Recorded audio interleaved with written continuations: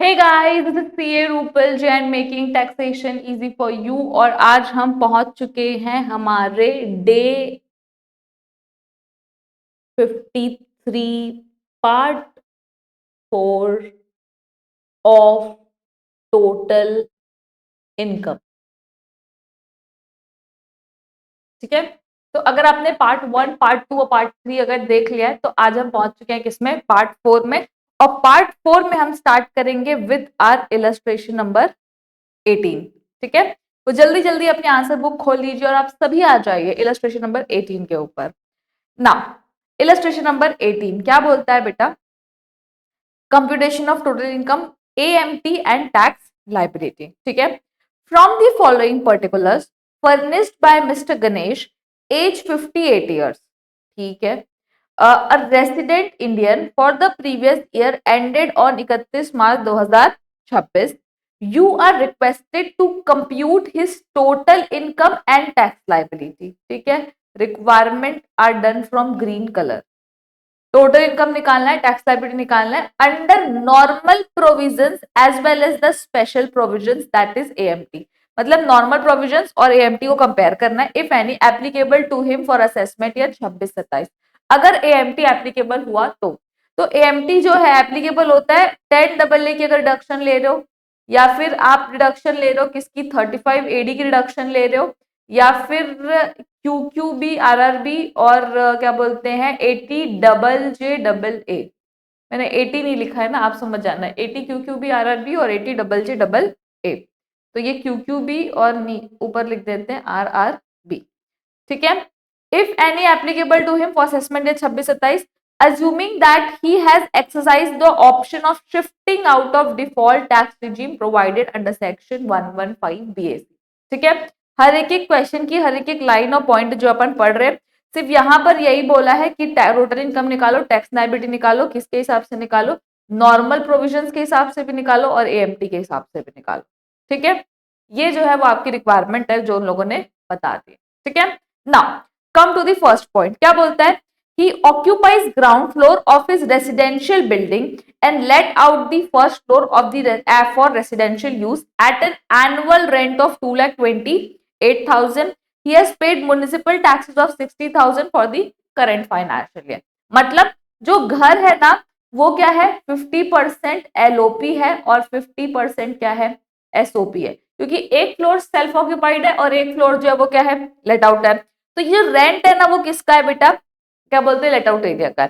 But municipal taxes तो 60,000 पूरी property के लिए, तो इसके लिए अपन क्या लेंगे, डिवाइडेड बाय 2, 30,000 एलओपी के लिए अपन कंसिडर करेंगे।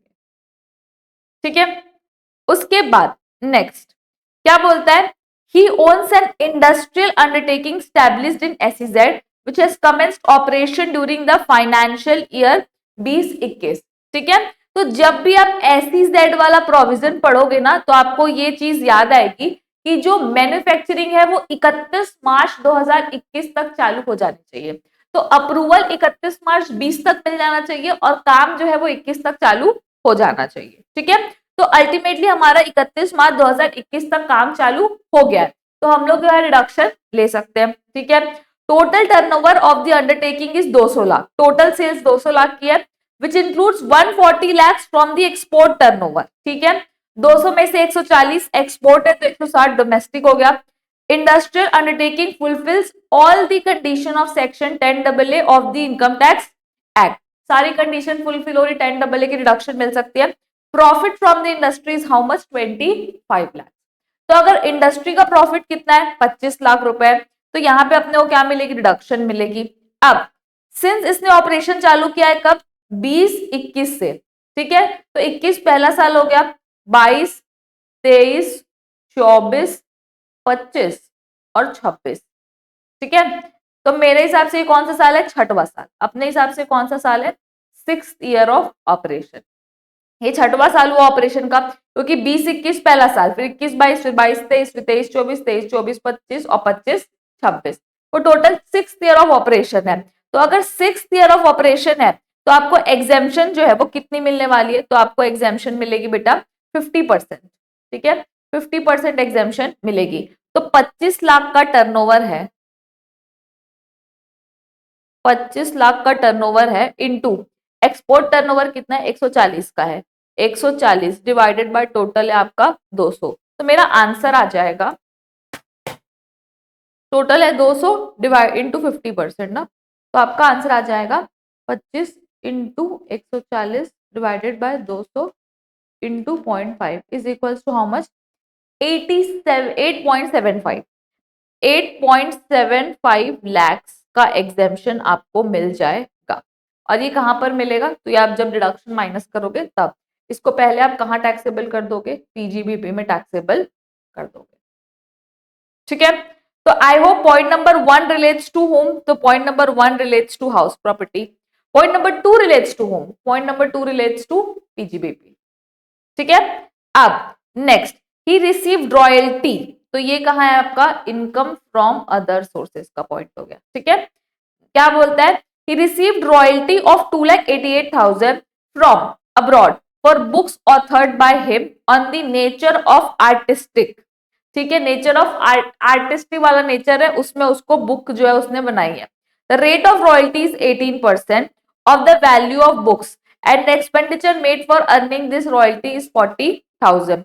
The amount remitted to India till 30 सितंबर 2026 इज 2,30,000। ठीक है, अब से पहले मैं निकालूंगी कि आईएफओएस में कितना टैक्सेबल होगा, तो आईएफओएस में टोटल रॉयल्टी कितनी है 2,88,000, तो 2,88,000 माइनस एक्सपेंस इनकर्ड कितना है 40,000, तो अपना आंसर कितना आ जाएगा 2,48,000, जो कि टैक्सेबल होगा कहां पर, आईएफओएस में। ठीक है, अब रॉयल्टी की डिडक्शन मिलती है कहां पर, क्यूक्यूबी आरआरबी में, तो यहां मिलेगी आरआरबी में, नहीं क्यूक्यूबी, अब्रॉड फॉर बुक्स बोल रहा है ना, तो बुक मतलब क्यूक्यूबी। ठीक है, तो 80 क्यूक्यूबी में जो आपको रिडक्शन मिलने वाली है। ठीक है, अब यहां पर आपको क्या बोला जा रहा है, एलिजिबल रॉयल्टी रिसीव्ड, तो एलिजिबल रॉयल्टी रिसीव्ड जो है ये क्या है आपका, लमसम है ना, तो एलिजिबल रॉयल्टी रिसीव्ड जो होता है वो कितना होता है 15% of the value of book sold. तो जो फर्स्ट है आपका eligible royalty is equals to 2,88,000 divided by 18 into 15% is equals to how much?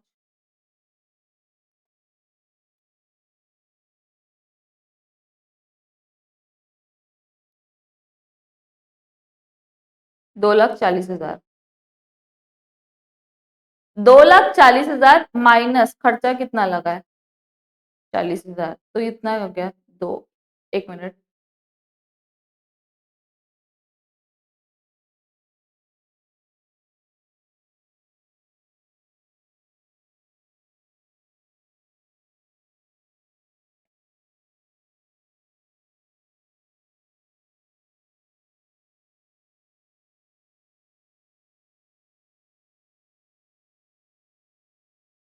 Eligible royalty received minus expenses incurred and 3 lakh whichever is lower।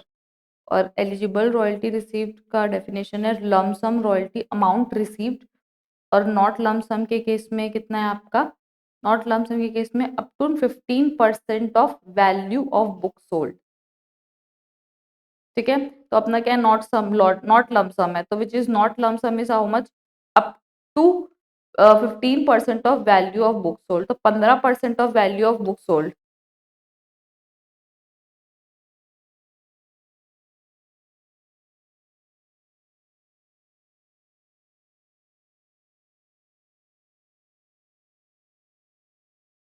Eligible royalty received is 15% of value of book sold, that is your how much 2,40,000, but received कितना है आपका, received है आपका 2,30,000। Eligible royalty बोल रहा है actual में कितनी हुई, एलिजिबल कितना हुआ 2,40,000, बट रिसीव्ड कितना है 2,30,000, तो विच एवर इज लोअर, तो विच एवर इज लोअर कितना आ जाएगा 2,30,000। अब 80 क्यूक्यूबी आरआरबी में eligible royalty receive 2,30,000 minus expense incurred 40,000 is equals to कितना हो गया 1,90,000, और सेकंड कितना है आपका मैक्सिमम 3 लाख, तो विच एवर इज लोअर कितना हो गया 1,90,000। तो 80 QQB में रिडक्शन कितनी मिलेगी? 1,90,000। ठीक है, तो मैं को वापस एक्सप्लेन कर देती हूँ आपको कि आपको बेटा रॉयल्टी रिसीव कितनी हुई है? 2,88,000। तो जितना उसका रॉयल्टी रिसीव्ड है 2,88,000 अब्रॉड फ्रॉम बुक्स, वो कितना मतलब जो भी है वो मतलब रॉयल्टी आपने अर्न कितनी की है? रॉयल्टी रिसीव का मतलब यहाँ पर रॉयल्टी अर्न, आपने 2,88,000 रॉयल्टी अर्न की है, जिसमें आपका खर्चा कितने का लगा है? 40,000 का। तो 288 माइनस 40 आप टैक्सेबल कर दोगे इनकम फ्रॉम अदर सोर्सेस में। फर्स्ट उसको इनकम की तरह टैक्सेबल कर दिया, फिर डिडक्शन मिलेगी 80 QQB में। डिडक्शन जो है वो क्या बोलती है? Eligible royalty receive. तो एलिजिबल रॉयल्टी क्या होती है? अगर आपको लमसम में नहीं मिल रही है तो 15% of value of books sold, ये प्रोविजन में लिखा हुआ है। तो 2,88,000 अगर 18% है तो 15% कितना हुआ? 15% हुआ 2,40,000। बट एलिजिबल रॉयल्टी रिसीव बोला है, एलिजिबल रॉयल्टी तो हुई 2,40,000, बट रिसीव कितना हुआ है? रिसीव हुआ है 2,30,000। तो विच एवर इज लोअर अपन कितना ले सकते हैं? 2,30,000। तो एलिजिबल रॉयल्टी रिसीव कितना है? 2,30,000 माइनस एक्सपेंस कितना लगा है? 40,000। तो अपना वैल्यू कितना आ गया? 1,90,000। और मैक्सिमम प्रोविजन के हिसाब से कितनी रिडक्शन मिल सकती है? विच एवर इज लोअर, तो कितनी मिल सकती है? 1,90,000। तो कितनी रिडक्शन मिल जाएगी? 1,90,000। ठीक है, नेक्स्ट क्या बोलते हैं? He received 40,000 as interest on saving bank account. तो ये भी क्या है आपका? अदर सोर्सेज में टैक्सेबल होगा। और उसके बाद टीटीए की टीटीबी, टीटीए में रिडक्शन मिल जाएगी कितने की? 10,000 की। कितना है? 40,000। 10,000 की रिडक्शन मिल जाएगी। उसके बाद next, receive 47,000 as share of profit from AOP where all members are individual and which had paid taxes by normal rate of income tax. तो अगर एओपी में सारे मेंबर्स ने normal rate of income tax में pay किया है तो ये जो है वो क्या है? पीजीबीपी की इनकम है और ये पीजीबीपी में टैक्सेबल हो जाएगा, which is how much? 47,000 rupees. अगर आपको लगता है तो वापस से रीड कर सकते हो। 40,000 ऐसे एओपी का प्रॉफिट है जहां पर सारे लोग नॉर्मल रेट से टैक्स पे कर रहे हैं। ठीक है, नाउ नेक्स्ट क्या बोलते हैं? He also sold is vacant land on 10 नवंबर 2025। ठीक है, उसने क्या किया है? अपनी क्या बेची है? वैकेंट लैंड जो है वो क्या करिए? बेची है। तो फॉर 10 लाख। तो उसने क्या बेचा है? प्लॉट बेचा है। ठीक है, प्लॉट बेचा है 10 नवंबर 2025 को। The stamp he sold his plot, the stamp duty value at the time of transfer was how much? 16 lakh. Fair market value as on 1 अप्रैल 2002 was 4 lakh. Land was acquired by him on 15/8/1996 for 1.8 lakh. Land registration charges लगे हैं 10,000। Cost inflation index जो है वो ये, जो कि कोई यूज का नहीं है आज के डेट में। ठीक है, अब बेसिकली अगर आप 50C लगाओगे तो एफवीओसी कितना हो जाएगा? 16 लाख, क्योंकि ऑब्वियसली 16 लाख जो है वो ज्यादा होगा, 110% of 10 lakh minus cost of acquisition. तो कॉस्ट ऑफ एक्विजिशन अगर मैं देखूंगी तो 1.8 लाख प्लस 10,000। ठीक है, तो क्या हो जाएगा? 1.9 लाख और 4 लाख व्हिचएवर इज हायर, तो 4 लाख माइनस कर दोगे तो कितना आ जाएगा? 12 लाख। ठीक है, तो 12 लाख जो है वो आपका क्या है? लॉन्ग टर्म कैपिटल गेन है। फिर नेक्स्ट क्या बोलता है? He paid the following amount out of his taxable income. First, insurance premium of Insurance premium of 39,000 was paid on life insurance policy of son who is not dependent on him. तो life insurance तो आप अपने बच्चों का पे कर सकते हो, तो 80C में आएगा आपका 39,000। ठीक है, next, insurance premium 48,000 on policy of his dependent father. आप पेरेंट्स का इंश्योरेंस प्रीमियम की रिडक्शन जो है वो नहीं ले सकते हो। Tuition fees of 42,000 for the 3 children to a school, the fees was being 14,000 per child. तो ट्यूशन फीस सिर्फ 2 बच्चों की मिलेगी, तो 14 इंटू 2 कितना हो गया? 28,000। तो यहाँ पर 28,000 और ऐड हो जाएगा और टोटल आ जाएगा आपका 39,000 plus 28,000 is equals to 67,000 rupees which will be your 80C। ठीक है, तो आई होप मैंने सारी चीजें जो है वो क्वेश्चन में लिख लिया है। एक बार चाहूं तो मैं वापस क्वेश्चन को देख सकती हूँ ताकि जब मेरे को फील ना हो कि मैं गलती कर रही हूँ। ठीक है, अब सबसे पहले अपन आ जाते हैं किधर? इधर। और इधर अपन आएंगे अपने इलस्ट्रेशन नंबर क्या है आपका 18, पेज नंबर जो है वो आपका है 129। कंप्यूटेशन ऑफ टोटल इनकम और टैक्स लाइबिलिटी दोनों है, फटाक से लिख लेती हूं मैं क्योंकि इसमें अब टाइम वेस्ट नहीं करना है। तो computation of total income and tax liability for assessment year 26-27, for 26-27। तो total income tax liability for assessment year 26-27 for under under default नहीं, under optional tax regime, under optional tax regime. तो ये total income है और tax liability जो है वो आपको निकालना है।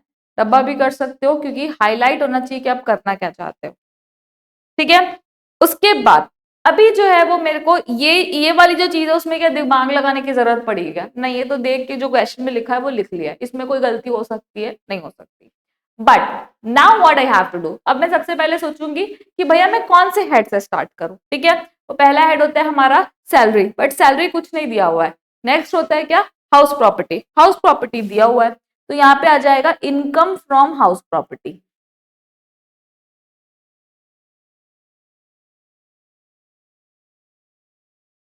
और ये जो है वो क्या है? Let out property. ठीक है, अब इसमें सबसे पहले मैं क्या लूंगी बेटा? Gross annual value. क्वेश्चन में दिया हुआ है कितना? 2,28,000। तो gross annual value 2,28,000 minus municipal taxes paid. तो जो 60,000 है वो किसका है? जो 60,000 है वो पूरी बिल्डिंग का है, तो मेरे को किसका लेना है? सिर्फ इसी का लेना है, तो मैं लेंगी कितना? 30,000। तो 60,000 डिवाइड बाय 2 लिख देती हूँ यहाँ पर। 60,000 divided by 2 is how much? 30,000। Minus कर देंगे अपन तो मेरा आ जाएगा क्या? NAV। मैं लिख लेती हूँ, पहले पूरा कंप्लीट कर लेती हूँ। 30% standard deduction minus interest on housing loan, ये दोनों माइनस होगा तो आ जाएगा इनकम फ्रॉम हाउस प्रॉपर्टी। ठीक है, अब 2,28,000 minus 30,000 is equals to how much? 1,98,000। अब इस पे 30% ऑफ लेंगे तो 1,98,000 इंटू 0.3 इज 59,400। तो यहां पर मैं माइनस करूंगी 59,400 को, सर वो माइनस कर दिया। Next is your interest on housing loan, कोई डिटेल नहीं दी हुई है, नील। आपका आंसर आ जाएगा माइनस इक्वल्स टू 1,38,600।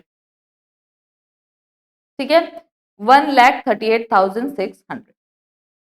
अब आपको पता है ना कि आधा घर लेट आउट है, आधा सेल्फ ऑक्यूपाइड है, और आपको ये भी पता है कि सेल्फ ऑक्यूपाइड प्रॉपर्टी का जो आंसर होता है वो हमेशा क्या होता है सर? वो हमेशा होता है इंटरेस्ट ऑन हाउसिंग लोन। वापस से सुनना, क्या बोल रही हूं मैं?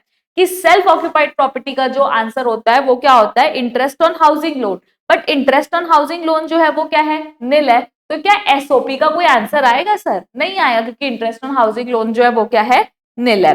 तो is this my final answer? Yes, this is your final answer.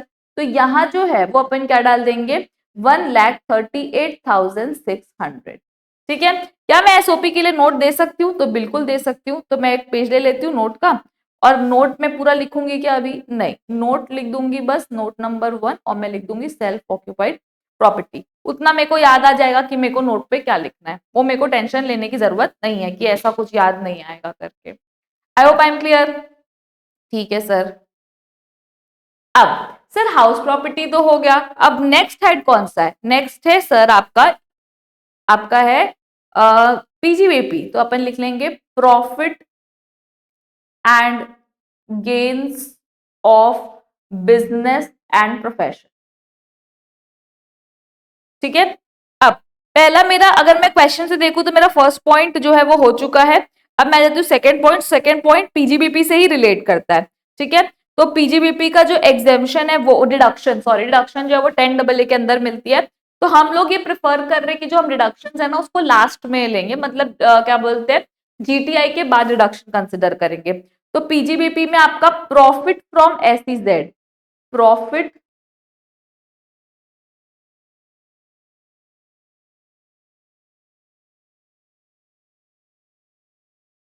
From SEZ। तो कितना है हमारा प्रॉफिट? हमारा प्रॉफिट है 25 लाख। ठीक है, अब ये जो डिडक्शन है उसको डिडक्शन में लेना है, और उसके बाद नेक्स्ट जो है वो किसका है आपका पॉइंट? तो नेक्स्ट आपका पॉइंट जो है वो इनकम फ्रॉम अदर सोर्सेज का है। तो यहां पर मैं लिख लेती हूँ इनकम फ्रॉम अदर सोर्सेज, और इनकम फ्रॉम अदर सोर्सेज में मुझे क्या मिली है? रॉयल्टी मिल गई है, royalty received 2,88,000। Basically it's earned minus expenses. कितना है आपका बेटा? 40,000। तो नेट आपकी जो रॉयल्टी है वो कितनी है? 2,48,000। तो यहाँ पर अपन ले लिए 2,48,000। क्या 3-4 मेरे और आ जाएंगे अदर सोर्सेस की इनकम? बिल्कुल आ जाएगी। तो मेरे को उसके बाद क्या लिखना पड़ेगा? GTI और डिडक्शन। तो यहाँ पर अब आ जाएगा क्या? Deduction. Deduction under section 10AA जो मैं बोल रही थी वो, और deduction under section deduction 10AA का डिडक्शन, और deduction under chapter 6A।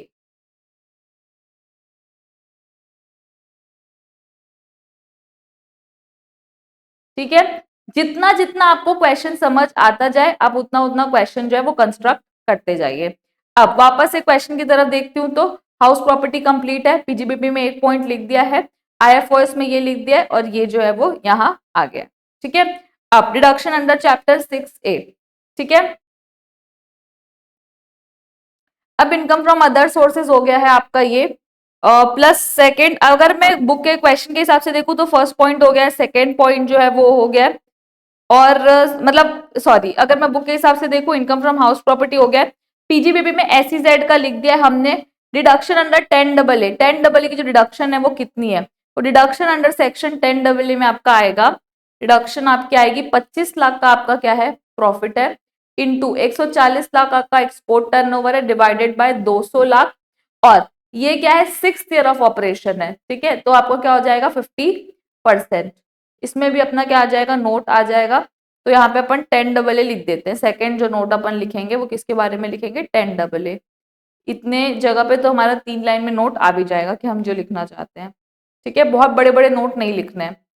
10AA 25 lakh into 140 divide by this is equals to 8,75,000। तो 8,75,000 जो है वो आपकी डिडक्शन होगी 10AA के अंदर। ठीक है, तो ये हमारा टोटल प्रॉफिट है। और SEZ के एक्सपोर्ट टर्नओवर में एग्जाम्पशन मिलती है। एक चीज ध्यान रखना कि एक्सपोर्ट का जो प्रॉफिट है उस पर एग्जाम्पशन है। SEZ में भी अगर आप डोमेस्टिक से करोगे तो आपको डिडक्शन नहीं मिलेगी। ठीक है, अब अगर अब मैं देखूं तो income from house property complete है, पीजीबीपी में SEZ कंप्लीट है, और पीजीबीपी का एक पॉइंट और है। कौन सा है पीजीबीपी का पॉइंट? क्या? Profit from AOP, profit from AOP जो कि पीजीबीपी में टैक्सेबल होने वाला है 47,000 रुपीज, 47,000 रुपीज। टोटल जो आपका पीजीबीपी है वो आएगा 25,47,000 रुपीज। इसको भी बाहर कर देंगे अपन, 25,47,000 रुपीज।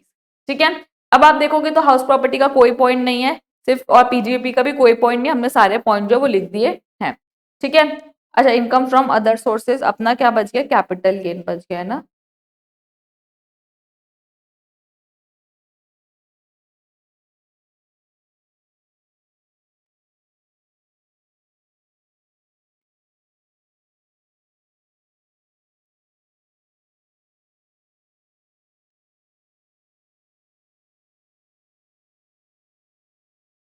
अब पीजीबीपी के बस नेक्स्ट जो सोर्स आता है वो क्या आता है आपका? Capital gain. ठीक है, अब कैपिटल गेन की अगर अब मैं बात करूं, सबसे पहले मैं क्या लूंगी? FVOC। तो FVOC में क्या बोलेगा? 50C अप्लाई होगा, और 50C अप्लाई होता है तो क्या बोलता है? 16 lakh should be more than 110% of 10 lakh. तो 10 लाख का 110% कितना होता है? 11 लाख। ठीक है, तो यहाँ पर आपको ऑब्वियसली 16 लाख मोर है, तो FVOC कितना आ जाएगा? 16 lakh minus cost of acquisition. ठीक है, वो एक्वायर्ड है 1/4/2001 से पहले, तो इसलिए अपन क्या लेंगे? एक्चुअल। एक्चुअल में आपका आएगा 1,80,000 प्लस 10,000 रजिस्ट्रेशन का चार्जेस था, तो कितना हो गया? 1,90,000। और सेकंड आपका है fair market value on 1/4/2001 is equals to how much 4 lakh. तो विच एवर इज हायर, कौन सा हायर है 4 लाख, तो कॉस्ट ऑफ एक्विजिशन कितनी हो जाएगी बेटा 4 लाख। माइनस कर दोगे तो आपका आ जाएगा लॉन्ग टर्म कैपिटल गेन जो कि 112 वाला है 12 लाख रुपए। तो आपका जो लॉन्ग टर्म कैपिटल गेन है वो आ जाएगा 12 लाख। ठीक है, this is your capital gain. वापस से क्वेश्चन में देख लो कि ये पीजीबीपी का ये कैपिटल गेन का और अपन कोई और कैपिटल गेन का ट्रीटमेंट नहीं है। उसके बाद नेक्स्ट अपन स्टार्ट करेंगे किससे, आईएफओएस से। तो आईएफओएस में सबसे पहला ट्रीटमेंट जो था वो किसका था आपका क्या बोलते हैं रॉयल्टी का। मैं फर्स्ट पॉइंट, सेकेंड पॉइंट हो गया, थर्ड रॉयल्टी का पॉइंट ये हो गया।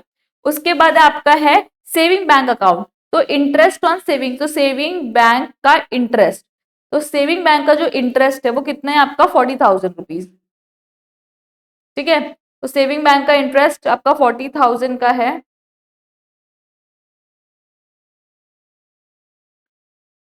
अब नेक्स्ट यहां पर क्या है आपका 80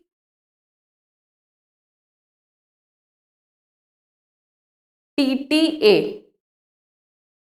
80C यहां हो जाएगा और उसके अलावा 80 QQ भी RR भी है ना,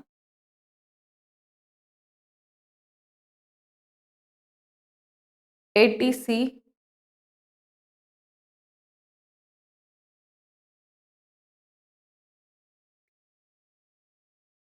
तो 80C पहले आएगा, फिर QQ भी RRB वाला आ जाएगा और 80 TTA।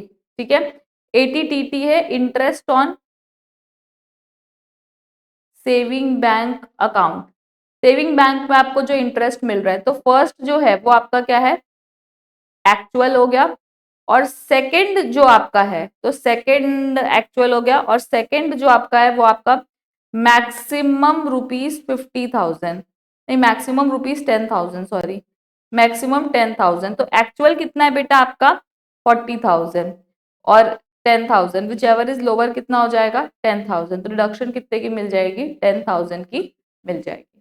ठीक है, तो अगर अब आप देखोगे तो इनकम फ्रॉम अदर सोर्स में मैंने सेविंग बैंक का इंटरेस्ट टैक्सेबल कर दिया 40,000 और फिर नीचे लिख दिया 80 TTA की रिडक्शन। तो पॉइंट नंबर 4 का पूरा एडजस्टमेंट जो मैंने कर दिया है। ठीक है, पॉइंट नंबर 5 47,000 पूरा एडजस्टमेंट हो गया, पॉइंट नंबर 6 का पूरा एडजस्टमेंट हो चुका है। Point number 7 insurance premium 39,000। ठीक है, तो यहां पर आपका है इंश्योरेंस, लाइफ इंश्योरेंस प्रीमियम लिख देती हूँ सीधा। लाइफ इंश्योरेंस प्रीमियम जो है किसके लिए पे किया हुआ है, सन के लिए, who is not dependent, independent son, independent son. तो सी अगर आपका बच्चा है तो LIC के केस में 80C में आप डिपेंडेंट या इंडिपेंडेंट नहीं देखते हो, तो आपका कितना आ जाएगा 39,000। ठीक है, और आपने लाइफ इंश्योरेंस प्रीमियम पे किया है किसके लिए, अपने डिपेंडेंट फादर के लिए, डिपेंडेंट है ना फादर, डिपेंडेंट फादर। बट ये जो है वो आपका क्या होगा नॉट अलाउड, क्योंकि लाइफ 80C में डिडक्शन पेरेंट्स के लिए नहीं मिलती है, तो यहाँ पर लिख देते हैं नॉट फॉर पेरेंट्स, यहीं पर लिख रही हूँ इसलिए मैं नोट्स में ये नहीं डालूंगी, नॉट एप्लीकेबल। ठीक है, और दूसरा है ट्यूशन, तीसरा है ट्यूशन फीस।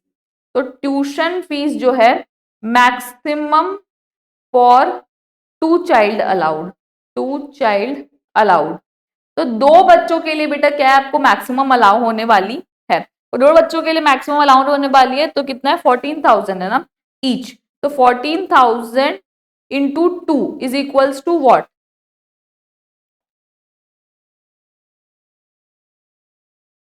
28,000। तो यहां पर आपका आ जाएगा 28,000, तो आपका टोटल जो है वो बाहर चला जाएगा 39 प्लस 28 इज इक्वल्स टू 67,000। तो 80C में आपको टोटल डिडक्शन कितनी मिलेगी 67,000 की। फिर नेक्स्ट जो है वो अपन लेंगे किसके लिए 80 QQ भी RRB के लिए, 80 QQ बुक्स है ना, तो QQB रॉयल्टी ऑन बुक्स,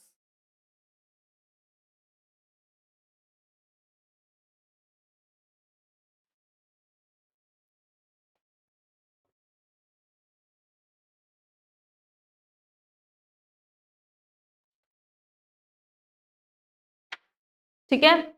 अब रॉयल्टी ऑन बुक्स अगर मैं देखूं तो यहां पर क्या बोलता है सबसे पहला कि eligible royalty received, eligible royalty received minus eligible royalty received, जो भी आपका एलिजिबल रॉयल्टी रिसीव्ड, तो eligible royalty received minus expenses incurred.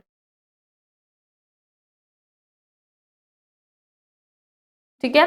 और सेकंड है आपका maximum 3 lakh rupees whichever is higher. ठीक है। अब eligible royalty received, eligible royalty received कितना है, तो ये आपको जो है वो अपन कहां से देखेंगे, नोट से देखेंगे। तो अभी अपन जा रहे हैं किसमें, नोट में, 80 QQB eligible royalty received, eligible royalty received is equals to 2,88,000 जो आपने अर्न किए, जो कि 18% है, तो 15% जो है कितना होगा, 2,30,000, नहीं 2,40,000, 2,40,000 ये फर्स्ट है। और सेकंड क्या है, royalty received, royalty received is equals to 2,30,000 whichever is lower is equals to कितना आएगा, 2,30,000। ठीक है।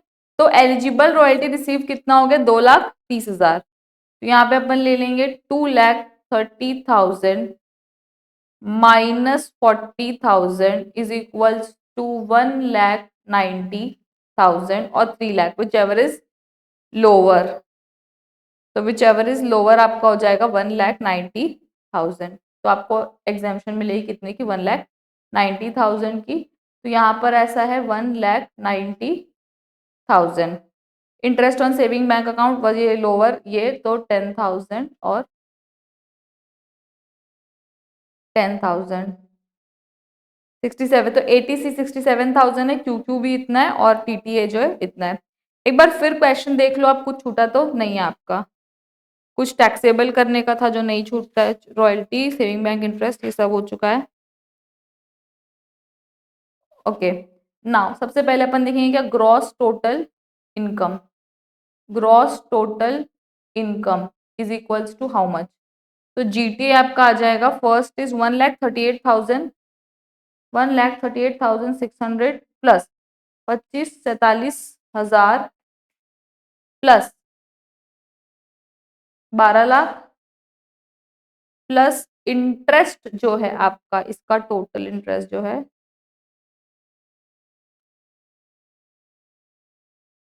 240, तो 2,88,000 ही हो गया,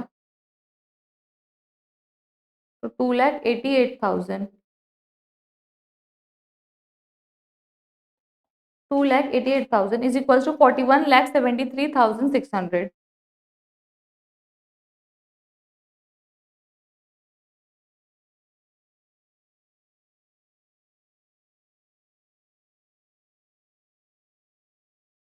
41,73,600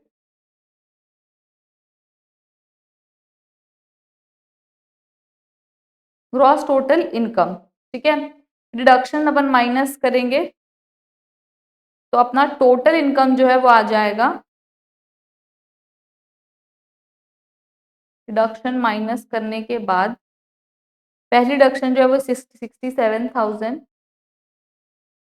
minus 1,90,000 minus is equals to 39,06,600, 39,06,600।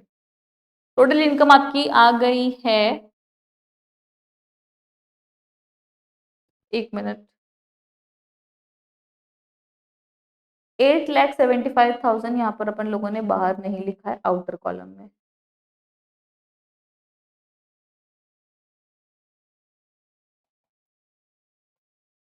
30,31,600, 30,31,600। This is what your total income is. ठीक है, अब से पहले अपन लोगों ने लिया इनकम फ्रॉम हाउस प्रॉपर्टी, फिर अपन लोगों ने लिया पीजीबीपी, फिर अपन लोगों ने लिया कैपिटल गेन, फिर रॉयल्टी, फिर टोटल इनकम निकाल के फिर ये और ये। आई होप आई एम क्लियर। ठीक है, तो ये क्या निकला है, टोटल इनकम। ठीक है, अब टोटल इनकम पे पहले क्या निकाल लेते हैं अपन, टैक्स लाइबिलिटी। और टैक्स लाइबिलिटी किसके हिसाब से, ऑप्शनल टैक्स रिजीम के हिसाब से। क्या कोई स्पेशल इनकम है यहाँ पर, तो स्पेशल इनकम तो यहाँ पर capital gain, long term capital gain है। तो स्पेशल इनकम आपकी लॉन्ग टर्म कैपिटल गेन है। तो लॉन्ग टर्म कैपिटल गेन जो कि 112 वाला है, 12 लाख रुपए का आपका लॉन्ग टर्म कैपिटल गेन है, into 12.5% is equals to how much. तो यहाँ पर आपका आएगा 12 lakh into 12.5% is equals to 1,50,000।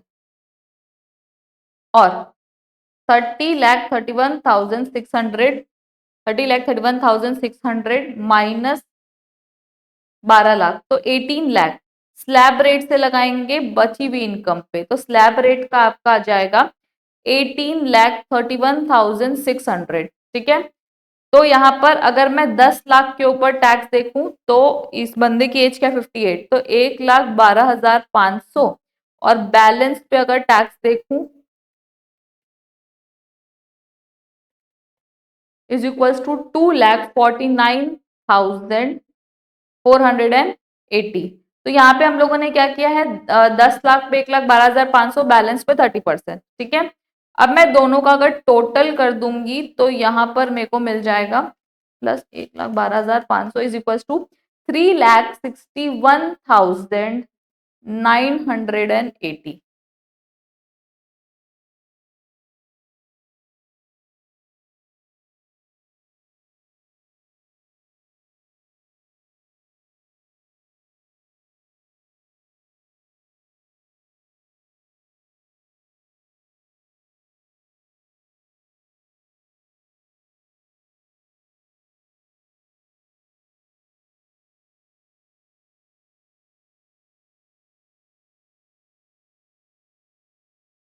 अब यहाँ पे तो अपन लोगों ने डायरेक्टली क्या ले लिया, विदाउट इंडेक्सेशन ले लिया है। बट हम लोग को क्या करना चाहिए, यहाँ पर चेक करना चाहिए कि जो हमारा लोअर वाला है वो वाला टैक्सेशन जो है वो हम ऑप्ट करेंगे, क्योंकि ये क्या है, इमूवेबल प्रॉपर्टी है। और इमूवेबल प्रॉपर्टी में आपको लोअर जो क्या बोलते हैं स्लैब रेट होता है उसका कैलकुलेशन जो है वो मिलता है। तो अभी अपन क्या करेंगे, इसका क्या बोलते हैं, पहले इंडेक्सेशन निकाल के अपन उसका कैपिटल गेन जो है वो निकालेंगे, और फिर उसके हिसाब से टैक्स निकालेंगे, और फिर जो लोअर होगा वो टैक्सेबल करेंगे। तो अगर मैं देखूं बिना इंडेक्सेशन के टैक्स लाइबिलिटी, तो ये 30 लाख तो आ गया, 4% ऐड कर दूंगी आ जाएगा 3,61,980 plus 1,50,000 is equals to this. तो टोटल आ गया इधर का 5,11,980। ठीक है, तो this is my 5,11,980 tax liability without indexation. फिर टैक्स लाइबिलिटी विथ इंडेक्सेशन जो होगा वो किससे होगा, 20% के रेट से होगा। Working note number 4।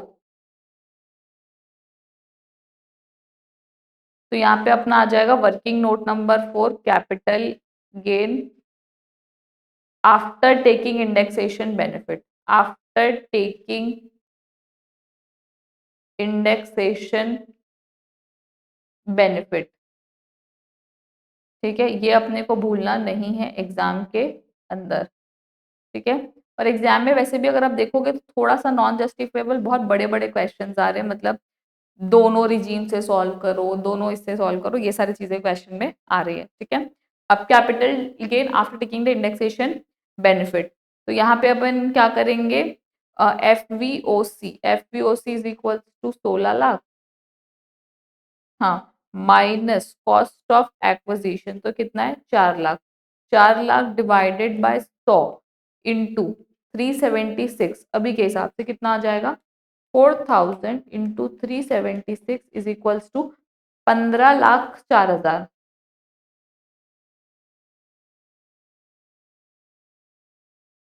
माइनस कर देंगे तो लॉन्ग टर्म कैपिटल गेन 112 वाला जो है -16,00,000 is equals to how much 96,000। ठीक है, तो ऑब्वियसली टैक्स लाइबिलिटी जो है वो उसकी आ जाएगी कितनी, इंटू 20% आ जाएगा 19,200, 19,200। ठीक है, तो 19,200, तो यहाँ पर मेरा आंसर आ जाएगा 19,200 प्लस 3,61,980। कितना हो गया दोनों का total,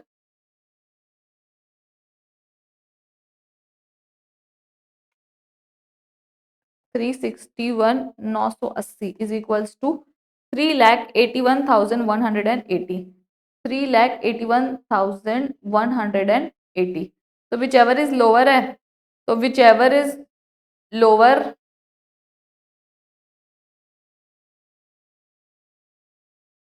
3,81,180 plus health and education cess. एक काम कर, नोट अभी बाद में आएगा, एक पेज और। हाँ, अब plus health and education cess at the rate of 4%, 381, 381,180 into 4% is equal to 15,247 रुपए, 15,247 रुपए टोटल कर देंगे, प्लस इज इक्वल्स टू 3,96,427। ठीक है, टोटल टैक्स लाइबिलिटी 3,96,427, और राउंड ऑफ करेंगे अगर तो 3,96,430 रुपीज।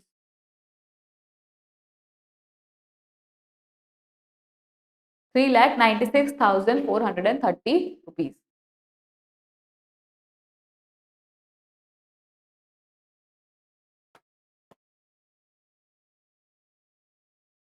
अब इधर का जो फाइनल आंसर है टैक्स लाइबिलिटी आ गया ये, अब अपने को क्या निकालना पड़ेगा, एएमटी कैलकुलेशन। तो यहाँ पर मैं लिख रही हूँ क्या, एएमटी कैलकुलेशन। एएमटी का सबसे पहले क्या निकालना पड़ेगा, adjusted total income, adjusted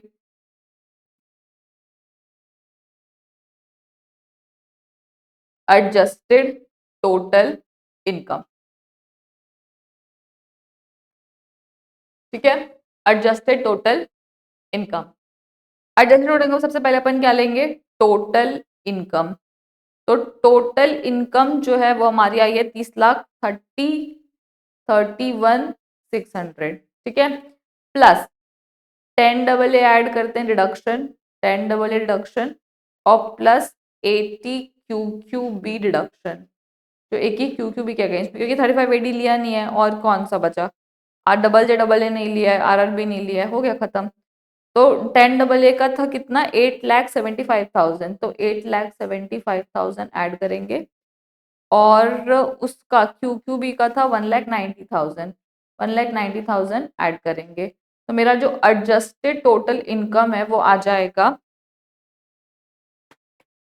30,31,600 plus 8,75,000 plus 1,90,000 is equals to 40,96,600 plus health and education cess at the rate of 4%,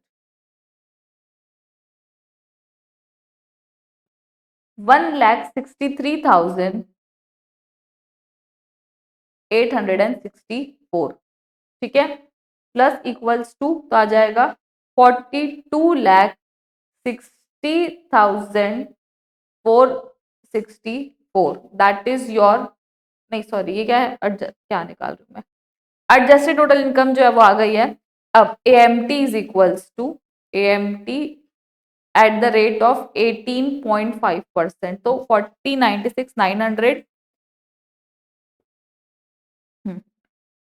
40,96, एक minute, 40,96 900 into 18.5% is equal to, आपका आंसर आएगा 7,57,000, 7,57,871 plus health and education cess at the rate of 4%, surcharge तो नहीं लगेगा, तो into 4% आ जाएगा आपका 30,317 एक minute, 7,57,870 plus 30,317 plus equals to 7,88,244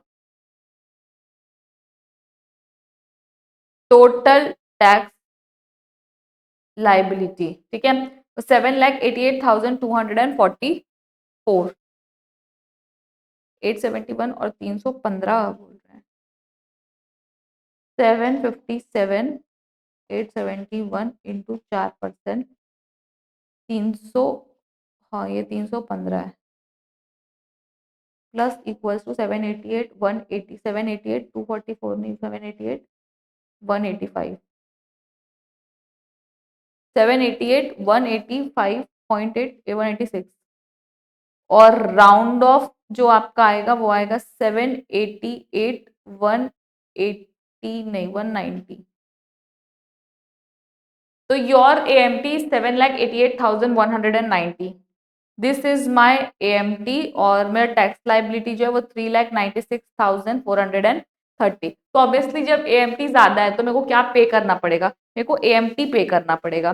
तो payable, tax payable is equals to AMT 7,88,190 और AMT क्रेडिट जो है वो मेरे को मिलेगी कितनी, तो वो मिलेगी 7,88,190 माइनस 3,96,400 3,96,430 है 430।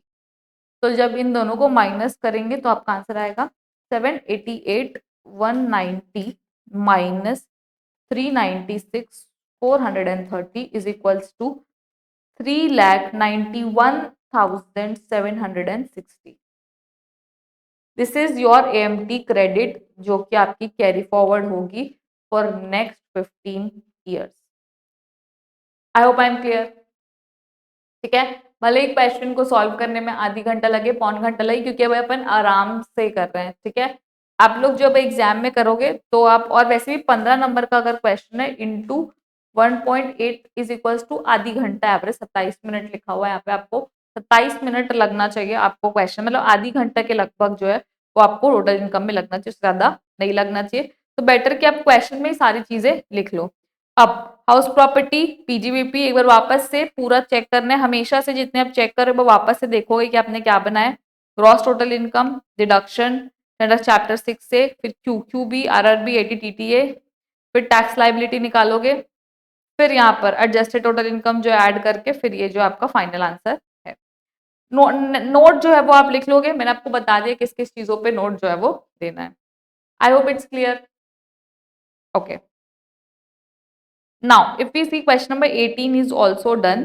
तो अगर हम शुरू से देखें क्वेश्चन बैंक हमारा, तुम्हारा 1 तो एकदम बेसिक सा क्वेश्चन है, 2 3 4 5 6 7 भी हो गया है, 8 भी हो गया है, 9 भी हो गया है, 10 भी हो गया है, हमने क्लास में किया है, 11 बस जो हमने आपको होमवर्क दिया है, 12 हमने खुद से किया है, 13 किया है, 14 किया है, 15 किया है, 16 भी कर लिया है, 17 जो है वो कर लिया है, 18 हो गया, 19 भी हो गया है कल। अब जो है we have what question number 20। बहुत ज्यादा लंबा सफर नहीं है, इट्स 20 to 28 क्वेश्चन, मतलब कि 9 क्वेश्चन में आपका टोटल इनकम जो है वो खत्म हो जाएगा। बट 9 क्वेश्चन भी आपको बहुत ध्यान से करने हैं। आई hope I am clear. Okay, let's do it sir.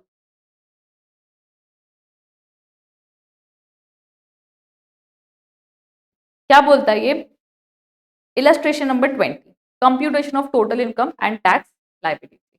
ठीक है, Rajesh was employed in Axis Limited, Mumbai and received a salary of 45,000 per month from 1/4/2025 to क्या बोलते हैं 20 सितंबर 2025, मतलब अप्रैल से लेके सितंबर तक, अप्रैल मई जून जुलाई अगस्त सितंबर, तो आई थिंक 6 मंथ्स हो गए, 6 मंथ्स हो गए ना। 6 मंथ्स में उसकी सैलरी कितनी थी, 45,000 पर मंथ। 6 मंथ्स पूरे नहीं हुए क्योंकि सितंबर जो है वो 20 सितंबर है, तो इट्स 5 समथिंग, नॉट एग्जैक्टली 6, ठीक है। ही रिजाइंड, उसने क्या किया बेटा, रिजाइन कर दिया and left for Dubai. Obviously Dubai has a job, better job offer, better job opportunity, so he left for Dubai for the first time on 28 सितंबर 2025, ठीक है, and got a monthly salary of 90,000 from 1st October 2025। तो उसका salary हो गया 90,000 रुपए 1 अक्टूबर से लेके 31 मार्च। His salary from October to December was credited in Mumbai bank account directly, ठीक है। क्या बोलते हैं, अक्टूबर से नवंबर तक वहां की क्रेडिट हो गई थी और जनवरी से मार्च तक was credited is in Dubai bank account, ठीक है, और वो बाकी जो है वो दुबई के बैंक अकाउंट में क्रेडिट हुई है। तो ये क्या है आपका, ये कौन सी कैटेगरी, ये फोर्थ कैटेगरी की इनकम है। अगर आपको ध्यान होगा कि ना अक्रू इंडिया में हो रही ना रिसीव इंडिया में हो रही, 6 महीने वाली तो अक्रू इंडिया में हुई है, 3 महीने वाली रिसीव इंडिया में हुई है, और ये वाली तो neither accrued in India nor arise in India. Next क्या बोलता है, ये बोलता है the cost of air tickets to Dubai costing 1,50,000 by was funded by her sister staying in London. अगर आपकी सगी बहन आपको कोई गिफ्ट देती है तो वो रिलेटिव में आ गए, अब रिलेटिव आपको किसी भी तरीके का गिफ्ट दे वो क्या है बेटा, एग्जेम्प्ट है। तो यहाँ पर ये क्या है, एग्जेम्प्ट है, मतलब अगर उसने आपको 1.5 लाख रुपए दिए हैं, 1.5 लाख रुपए की कोई चीज दी है तो वो एग्जेम्प्ट है। The cost of is initial stay in Dubai, जब स्टार्टिंग में दुबई में जो खर्चा लगा था 40,000 का, was funded by one of his friends staying in Delhi. Delhi का एक आदमी जो है उसको 40,000 रुपए का स्टे दिया था, वो उसका क्या है, फ्रेंड है। तो ये जो है वो क्या होगा, अदर सोर्सेज में टैक्सेबल होगा, क्या 40,000, और ये 1.5 लाख रुपए जो है वो क्या हो जाएगा, एग्जेम्प्ट हो जाएगा, ठीक है। He further received interest of 10,500 on fixed deposit and 7,500 on saving account with Mumbai Bank। तो पहली बात तो 10,000 फॉर एफडी में और 7,500 रुपए सेविंग में, तो 7,500 रुपए के अगेंस्ट में आपको कहां पर मिल जाएगा, 80 TTA में मिलेगा, अज्यूमिंग उसकी एज जो है वो 60 से अबव नहीं है। He also pays LIC premium 15,000 for self, 10,000 for spouse and 25,000 for dependent mother। Parents का नहीं मिलता है LIC, तो 25,000 जो है वो नहीं मिलेगा। तो 80C में आपको मिल जाएगा 15,000 प्लस 10,000, कितना, 25,000, ठीक है। और आपके अदर सोर्सेज में टैक्सेबल कितना होगा, ये 10,500, तो 10,500 ये होगा प्लस 7,500 रुपए ये होगा। तो ये वाली जो ट्रांजैक्शन है उसका इम्पैक्ट क्या है, पहला है आपका इम्पैक्ट है अदर सोर्सेज में टैक्सेबिलिटी, 10,500 एफडी का इंटरेस्ट है, 7,500 रुपए सेविंग बैंक का इंटरेस्ट है, ये टैक्सेबल हो जाएगा। फिर एक्सपेंस की बात करें तो एक्सपेंस आपका था LIC प्रीमियम, ठीक है, तो LIC का प्रीमियम 25,000 अलाउ होगा, पेरेंट्स का अलाउ नहीं होता है, और 80 TTA में आपको मिल जाएगा कितना, 7,500 rupees. I hope I am clear, okay. Compute taxable income of mister Rajesh for assessment year 26-27, assuming that he's exercised the option of shifting out of default tax regime provided under section 105 BA-C, ठीक है। तो आपको क्या निकालना है, taxable income बस निकालना है, टैक्स लायबिलिटी भी निकालना है क्या, नहीं निकालना है, ठीक है। अगर मैं क्वेश्चन को देखूं तो मेरे को टोटल इनकम निकालनी, टोटल इनकम निकालनी, बट मेरे को ये तो पता चलना चाहिए ना कि बंदा रेसिडेंट है कि नॉन रेसिडेंट है, ठीक है। अब सिंस ये क्या है, इंडियन है, राजेश हमेशा से इंडिया में रहा है, तो वो इंडियन सिटीजन है, और इंडियन सिटीजन जब इंडिया के बाहर जाते हैं एम्प्लॉयमेंट के लिए तो वो एक्सेप्शन में कवर होता है, दैट इज फर्स्ट पॉइंट का सेकेंड एक्सेप्शन, कि Indian citizen living India for the purpose of employment outside India. अगर उन लोग को इंडिया का रेसिडेंट बनना है तो उनको 182 डेज इंडिया में रहना पड़ेगा, तभी वो रेसिडेंट बनेंगे, अदरवाइज रेसिडेंट नहीं बन पाएंगे, ठीक है। ये जो है प्रोविजन है हमारा सर, ठीक है, कोई दिक्कत नहीं है। तो अब यहां पर क्या है, अब अपने को निकालना पड़ेगा बंदे ने इंडिया में स्टे कितना किया है। तो अप्रैल में कितना है बेटा आपका 30 डेज, मई में कितना है आपका 31 डेज, अप्रैल में 30, अप्रैल मई जून जुलाई अगस्त और सितंबर में कितना है 20 डेज, ठीक है। तो अप्रैल में रीचेक कर रही हूं, अप्रैल मई जून, जुलाई, अगस्त और सितंबर। ठीक है, तो अगर मैं सबको टोटल कर दूंगी तो 30 प्लस 31, तो ये हो गया 91। ठीक है, 30, 60, 90, 120, 150, 150 और 1 2 3, 153, 153 plus 20 is equal to 173। Total कितना हो गया बेटा? 173 डेज। हम लोग को कितना चाहिए? विच इज लेस देन कितना है? 182 डेज। तो हेंस वो क्या बन जाएगा? नॉन रेसिडेंट, क्योंकि वो किस में कवर होता है? एक्सेप्शन में कवर होता है। ठीक है, अब नॉन रेसिडेंट बन गया तो जो सैलरी इंडिया में अक्रू हुई है वो टैक्सेबल होगी। जो सैलरी इंडिया में रिसीव हुई है 3 महीने बाद, ये भी इंडिया में टैक्सेबल होगी। बट जो सैलरी ना इंडिया में अक्रू हुई है ना इंडिया में रिसीव हुई है, तो क्या वो इंडिया में टैक्सेबल होगी? नहीं होगी। तो वो वाली सैलरी इंडिया में टैक्सेबल नहीं होगी। रेस्ट ये तो एग्जाम्प्ट है, बाकी ये चीज इंडिया में टैक्सेबल हो जाएगा, क्योंकि ये सारी इनकम जो है वो क्या है? अक्रूड इन इंडिया है। ठीक है, तो now let's come to the answer. मैं डायरेक्टली क्या निकालू? टैक्स लायबिलिटी निकाल रही हूँ कि टोटल रेसिडेंशियल स्टेटस तो आपको बता दिया है और प्रोविजन लिखना तो पहले ही सिखा दिया है। ठीक है, अब सबसे पहले अपन आ जाते हैं किसमें? 20।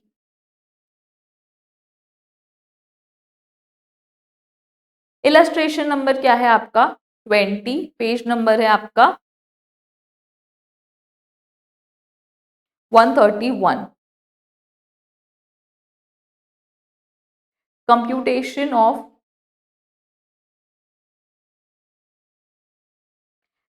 ऑफ फॉर टोटल इनकम ना, टैक्स लाइबिलिटी क्वेश्चन में पूछा ही नहीं है। Taxable income of Rajesh that is of default tax. ठीक है, computation of total income of mister Rajesh for assessment year 26-27 under OTR optional tax regime. Please don't write OTR DTR, write the original. Under OTR optional tax regime। ठीक है, अब सबसे पहले salary, main salary head है यहाँ पर, तो आ जाएगा इनकम फ्रॉम सैलरी।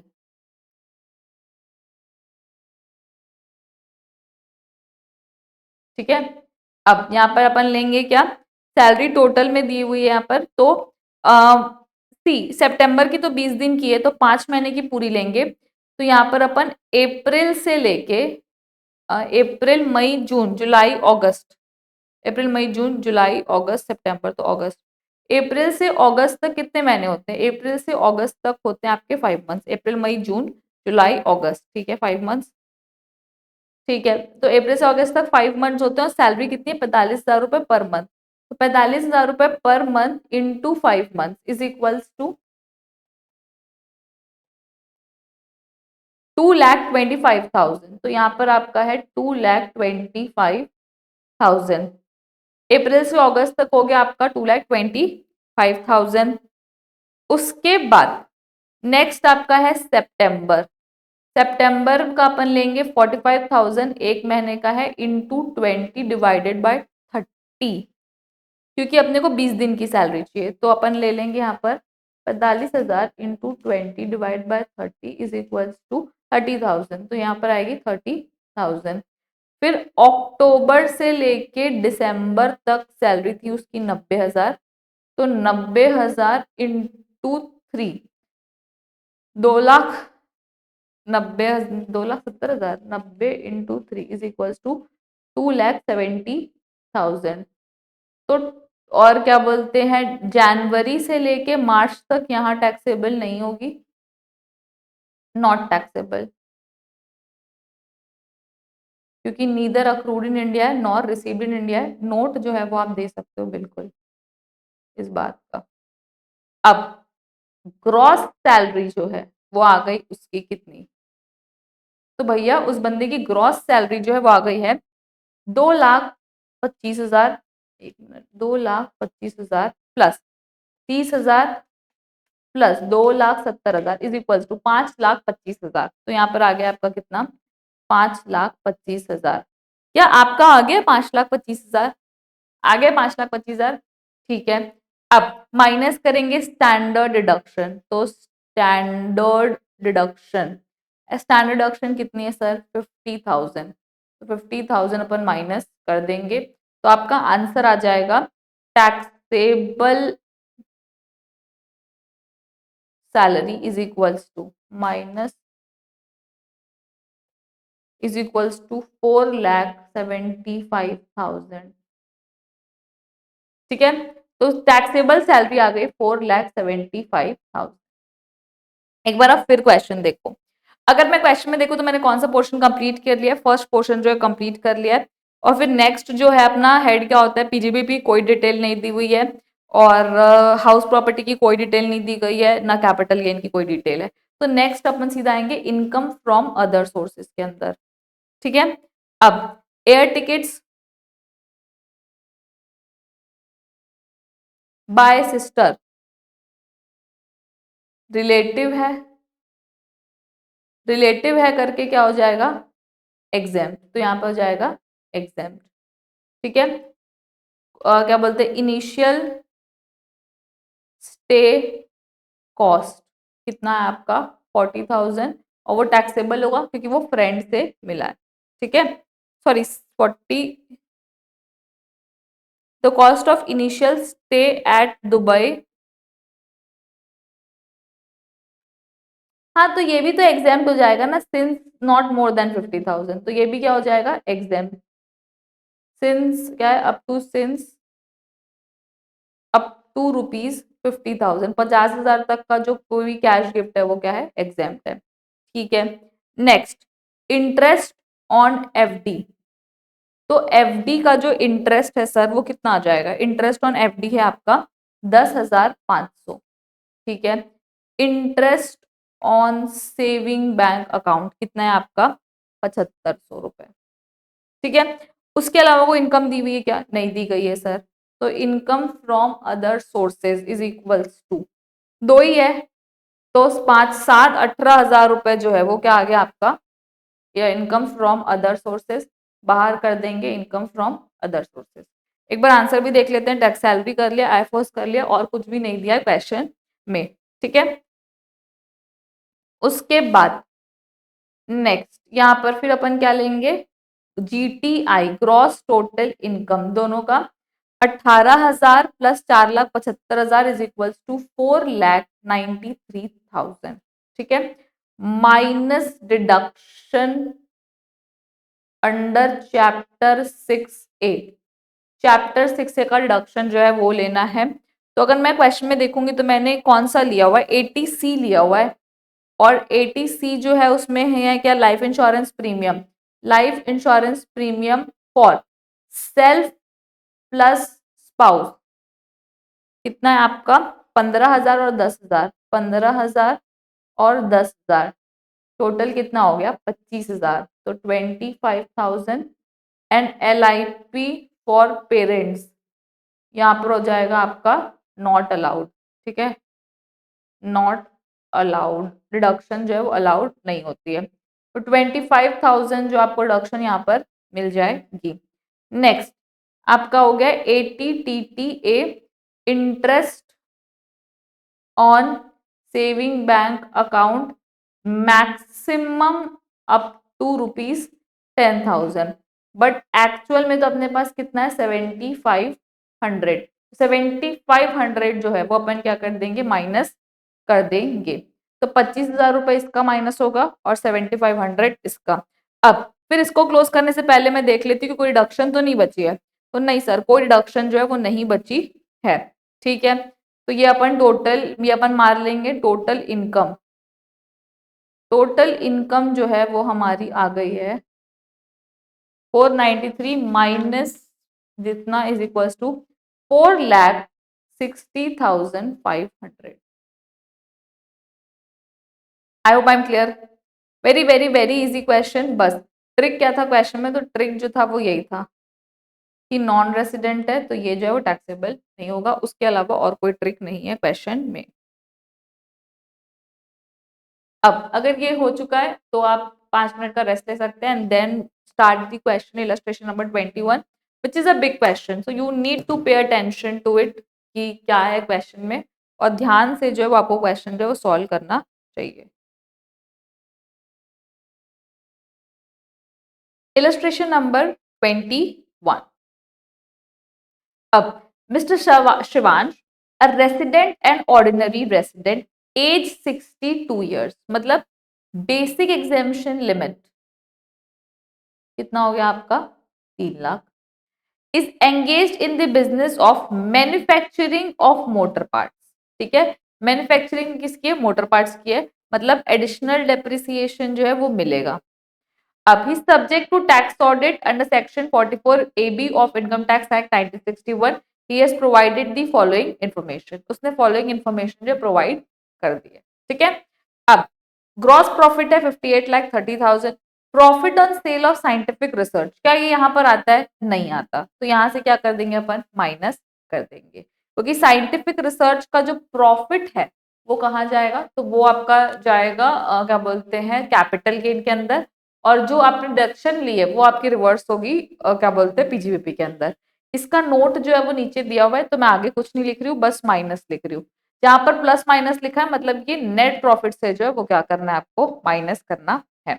अब winning from lottery net of TDS 30%, तो यहां से माइनस करूंगी और अदर सोर्सेस में टैक्सेबल करूंगी, कैसे? ग्रॉस करके। ठीक है, next administrative expenses, salary and wages, interest on loan, depreciation, professional fees, rent, rate, taxes, travelling and conveyance and net profit.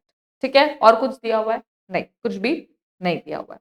ठीक है, now come to the explanatory information. क्या बोलता है ये कि opening and closing stock finish goods were under valued by 10%। Opening stock की value इतनी है और क्लोजिंग स्टॉक की वैल्यू है इतनी। ठीक है, और ये अंडर वैल्यूड है ना, तो मैं क्या बोल रही हूं कि opening stock is equals to 4,50,000। मतलब ये जो 4,50,000 की वैल्यू है ये खुद अभी क्या है? 90% है। तो 10% जो अंडर वैल्यूएशन है उसका अमाउंट कितना होगा? तो उसका अमाउंट होगा 90 into 10, 4,50,000 divided by 90 into 10 is equal to कितना हो गया? 50,000। और क्लोजिंग स्टॉक की मैं बात करूं तो क्या बोल रहे हैं? 5,58,000। तो 5,58,000 अगर ये खुद 90% है तो 10% जो है वो कितना होगा? तो कितना हो जाएगा?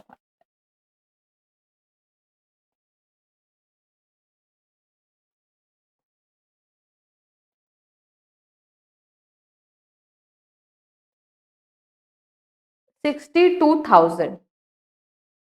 ठीक है, अब किसको ऐड करोगे और किसको लेस करोगे? ठीक है, तो ओपनिंग स्टॉक जो है वो क्या होता है बेटा? ओपनिंग स्टॉक जो है वो क्या है? एक्सपेंस है, और एक्सपेंस जो है वो कम हुआ है। ठीक है, अंडर वैल्यूड मतलब एक्सपेंस जो है वो कम है, एक्सपेंस जो है वो कम है। ठीक है, एक्सपेंस कम है मतलब नेट प्रॉफिट जो है वो क्या हुआ है? अभी बढ़ा हुआ है, तो इसको एडजस्ट करने के लिए क्या करेंगे? लेस कर देंगे नेट प्रॉफिट को कम करने के लिए। ठीक है, अब क्लोजिंग स्टॉक जो है वो अंडर वैल्यूड है, मतलब क्लोजिंग स्टॉक क्या है? आपकी इनकम है। क्लोजिंग स्टॉक कम है, इसका मतलब इनकम जो है वो आपकी क्या है? कम है। मतलब इनकम कम है मतलब नेट प्रॉफिट जो है वो कम है, तो उसको इफेक्ट देने के लिए, बराबर करने के लिए क्या कर देंगे? ऐड कर देंगे। मतलब 62,000 को क्या करूंगी मैं? ऐड करूंगी। 50,000 को क्या करूंगी? लेस करूंगी। तो यहाँ पर लेस के सामने मैं लगा देती हूँ साइन।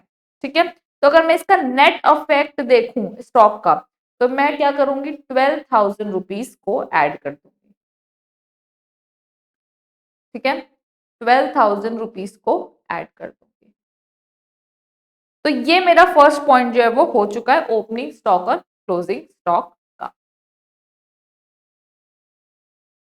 अब नेक्स्ट क्या बोलता है? ये बोलता है कि salary and wages include the following items. क्या इंक्लूड करते हैं? First, contributed 20% of basic salary to national pension scheme referred under section 80 CCD regarding salary paid to an employee, Mr. Ganesh, who has withdrawn his basic salary of 3 lakh and dearness allowance 40% of basic salary, 50% of dearness allowance form part of the salary. ठीक है, और next क्या बोलता है? Some of the employees opted for retirement under voluntary retirement scheme, और 2,40,000 was paid to them on 1st January 2026। ठीक है, तो 2 पॉइंट दिए हुए हैं। सेकेंड पॉइंट का बताऊं कि पहले बहुत इजी है। सेकेंड पॉइंट क्या है? वीआरएस। तो वीआरएस जो 5 इक्वल इंस्टॉलमेंट में अलाउ होता है, तो 2,40,000 डिवाइडेड बाय 5, सिर्फ एक इंस्टॉलमेंट इस साल अलाउ होगी, तो 4/5 मतलब जो 4/5 इंस्टॉलमेंट है वो क्या बोलते हैं एड बैक हो जाएगी, क्योंकि वो हर साल एक एक इंस्टॉलमेंट जो वो अलाउ होने वाली है। तो 2,40,000 divided into 4/5 into 4 divide by 5 is equals to 1,92,000 rupees जो है वो क्या हो जाएगा, ऐड हो जाएगा। श्योर है 192, क्योंकि वो 4/5 इंस्टॉलमेंट है और टोटल खर्चा 2,40,000 रुपए जो ऑलरेडी अलाउ हो चुका है। ठीक है, अब पॉइंट नंबर 1 जो है वो क्या बोला है कि कंट्रीब्यूट क्यों मैं 20% of basic salary to new pension scheme referred under section 80 CC/D। तो अगर आपको पीजीबीपी का चार्ट याद होगा, ये वाला,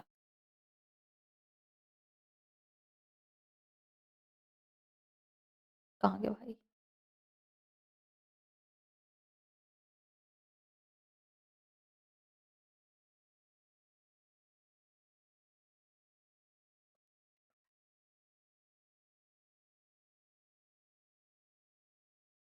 अबे मिल नहीं रहा है।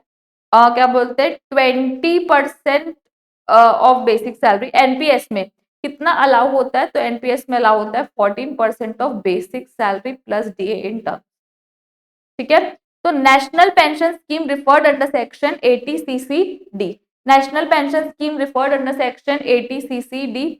तो नेशनल पेंशन स्कीम जो है रिफर्ड अंडर सेक्शन 80 CC/D। तो जो भी आपका national pension scheme referred 80 CC/D में 14% of basic salary plus DA allow होता है। मैंने कंट्रीब्यूट कितना किया है, 20% ऑफ बेसिक सैलरी। तो बेसिक सैलरी कितना है, 3 लाख, 3 लाख का 20% कितना हो गया, तो आपका हो गया 60,000 रुपए। तो मेरा कॉन्ट्रीब्यूशन कितना है, 60,000। अलाउ कितना होगा, अलाउ होगा 14% ऑफ बेसिक प्लस डीए। तो बेसिक सैलरी कितनी है, बेसिक सैलरी है 3 लाख और डीए जो है वो कितना है, तो 3 लाख का 40% का 50%, तो 3 लाख का 20%। ठीक है, तो 3 लाख इंटू 0.2 60,000 प्लस 3 लाख, तो सैलरी कितनी हो गई, 3,60,000। तो 14% ऑफ 3 लाख, सॉरी हाँ 3,60,000, 3,60,000 का 14% कितना होता है, तो 14% होता है 50,400। तो अल्टीमेटली डिसअलाउ हो जाएगा कितना, 9,600। तो 9,600 जो आपको क्या करना पड़ेगा, ऐड करना पड़ेगा। ठीक है, third point, interest on loan include interest paid 15% per annum on loan of 12 lakh which was taken for from State Bank of India on 1 May 2025 for purchase of EV. The car is used for personal purpose. Since the car is used for personal purpose, interest जो है वो क्या हो जाएगा, add back हो जाएगा। तो 12 लाख का लोन है इंटू 15% इंटू 11/12, क्योंकि 1 मई को लिया गया तो 11 महीने का इंटरेस्ट जो है वो कितना होगा, तो 12 lakh into 15% into 11 divide by 12 is equals to 1,65,000। ठीक है, तो 1,65,000 ऐड करेंगे और एटीजी में रिडक्शन नहीं मिलेगी क्योंकि लोन जो है वो इस साल लिया हुआ है। ठीक है, depreciation allowable income tax rules के हिसाब से 4,50,000 है, तो माइनस कर देंगे 4,50,000 और ऐड कर देंगे ऊपर में ये क्या, डेप्रिसिएशन का 4,50,000। ठीक है, उसके बाद डेप्रिसिएशन ये हो गया ड्यूरिंग द कैलकुलेशन। हाँ, motor car purchase of 3 lakh for supply of finish goods to dealer on 25 August 2025। ठीक है, तो 3 लाख इंटू 15% का डेप्रिसिएशन और जाएगा इंटू 15% इज इक्वल्स टू 45,000। तो अपन माइनस कर देंगे कितना, 45,000। दो डेप्रिसिएशन है, 4,50,000 और 45,000। ठीक है, नेक्स्ट क्या बोलता है ये, An asset was purchased for 6 lakh on 17 November 2024 for conducting scientific research. Deduction was claimed under Section 35 of Income Tax Act 1961. Asset was sold on 5 September 2025 for a consideration of 8 lakh. ठीक है, तो पहली बात तो scientific research में अगर आपने asset लिया और आप उसको बेच रहे हो तो फिर क्या होता है कि पीजीबीपी में जो रिटर्न रिडक्शन क्लेम किया है तो कितना किया था, 6 लाख रुपए। तो पीजीबीपी में टैक्सेबल होगा कितना, 6 लाख रुपए। और प्रॉफिट जो है आपका वो टैक्सेबल होगा कहाँ पर, कैपिटल गेन में। तो कैपिटल गेन में टैक्सेबल होगा कितना, 2 लाख रुपए। ठीक है, उसके बाद नेक्स्ट है आपका अदर इन्फॉर्मेशन। अदर इन्फॉर्मेशन जो है वो क्या बोलती है कि a plot of industrial land which was used by mister Shrivansh for business purpose for last 10 years was compulsorily acquired by central government on 7 May 2025। ठीक है, कि वो क्या बोलते हैं, एक प्लॉट था इंडस्ट्रियल लैंड का जो 10 साल से यूज कर रहा था, जो कंपलसरी एक्वायर हो गया, 12 लाख के लिए एक्वायर हुआ है और खरीदा गया था 2 लाख में। ठीक है, and he purchase another industrial plot 6 lakh के लिए, गवर्नमेंट हैज पेड 54,000 का इंटरेस्ट। तो पहली बात अगर मैं देखूं कि 12 माइनस 10, कैपिटल गेन कितने का हो गया, 10 लाख का। 10 लाख का कैपिटल गेन में माइनस एग्जेम्पशन मिल जाएगी कितने की, 6 लाख की। कैपिटल गेन हो गया कितना, 4 लाख का। और इंटरेस्ट जो है, जो कि अदर सोर्सेज में टैक्सेबल होगा, वो है 54,000। माइनस कर देंगे 50% रिडक्शन आ जाएगी, तो 54,000 डिवाइड बाय 2 कितना आ जाएगा, 27,000। तो 27,000 जाएगा अदर सोर्सेज में। ठीक है, इंडाइसिस का कोई लेना देना नहीं है। Compute total income tax liability of Shivansh for assessment date 26/27 assuming that is exercise the option of shifting out of default tax regime provided under section 105 BA-C। ठीक है, तो आई होप दिख गया है क्वेश्चन पूरा। कम टू योर, हटा दो सबको, answer sheet, that is my illustration number. कितना है आपका इलस्ट्रेशन नंबर, 21। पेज नंबर है आपका 131। क्या निकालनी है, टोटल इनकम निकालनी है, टैक्स लायबिलिटी भी निकालना है क्या, and tax liability, optional tax regime. I think यही इंपॉर्टेंट है, उसके अलावा तो कुछ इंपॉर्टेंट भी नहीं है।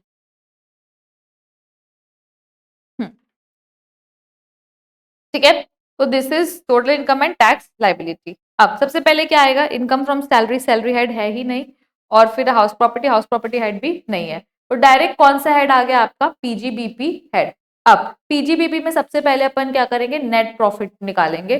तो नेट प्रॉफिट जो हमारा क्वेश्चन में दिया हुआ है 15,74,500, 15,74,500 net profit as per PL account. PL account के हिसाब से हमारा नेट प्रॉफिट है इतना। अब कुछ ट्रांजैक्शंस जो है वो ऐड होंगे, कुछ ट्रांजैक्शंस जो है वो क्या होंगे, आपके लेस होंगे। अब जो ट्रांजैक्शंस आपके ऐड होंगे, ठीक है, कुछ ट्रांजैक्शन ऐड होंगे, कुछ लेस होंगे। तो जो ट्रांजैक्शंस आपके ऐड होंगे, तो ट्रांजैक्शन जो आपके ऐड हो रहे हैं, तो सबसे पहला आपका ऐड होने वाला ट्रांजैक्शन क्या है, डेप्रिसिएशन। डेप्रिसिएशन आपका है 6,17,000। और पीएल में अगर मैं देखूंगी तो दो एडजस्टमेंट है, एक है sale of scientific research. Sale of scientific research कितना है आपका, 2 लाख रुपए, ये हटाना पड़ेगा। प्लस दूसरा चीज है आपका winning from lottery. Winning from lottery, lottery की जो विनिंग है वो कितनी है, 31,500। तो ये दोनों चीज जो है वो माइनस करनी पड़ेगी। अब इसका सब्सिक्वेंट इफेक्ट भी देना पड़ेगा। तो यहाँ पर पीजीबीपी हो गया। उसके बाद नेक्स्ट जो है वो आपका क्या है, कैपिटल गेन। तो यहाँ पर लिख दो capital gain, profit on sale of scientific research asset. Profit on sale of scientific research asset कितना है आपका, 2 लाख रुपए। और नेक्स्ट आपका है income from other sources. Income from other sources में winning from game, winning from game. तो game की जो विनिंग है आपकी वो कितनी है, 31,500 मिला है, जो कि 70% है। तो 100% जो है वो कितना होगा, 31,000, एक minute, 31,500 divided by 70% is equals to कितना हो रहा है, 45,000।